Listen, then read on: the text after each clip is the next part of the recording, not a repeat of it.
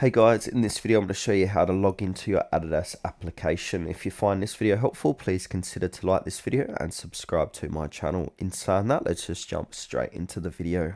Okay, so what we first need to do is make sure we've got the Adidas application download and install on your device. So go to your Google Play or App Store, search for Adidas, download and install it.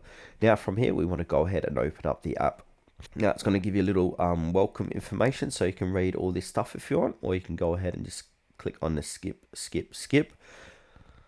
Now from here, choose what products you're going to search. Now it's going to redirect you to the home page of Adidas.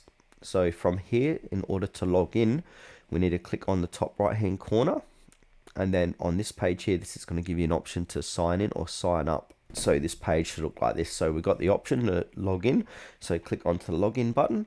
Now depending how you logged in or registered in the past, just choose the same way. So if you logged in using your Google account, click on your Google account and then choose the correct Google account. If you've got multiple ones on your device, then from there, once you've chosen your Google account, it's going to redirect you back to your profile. So you can see here my name, and then that's letting me know I've successfully logged into my Adidas app.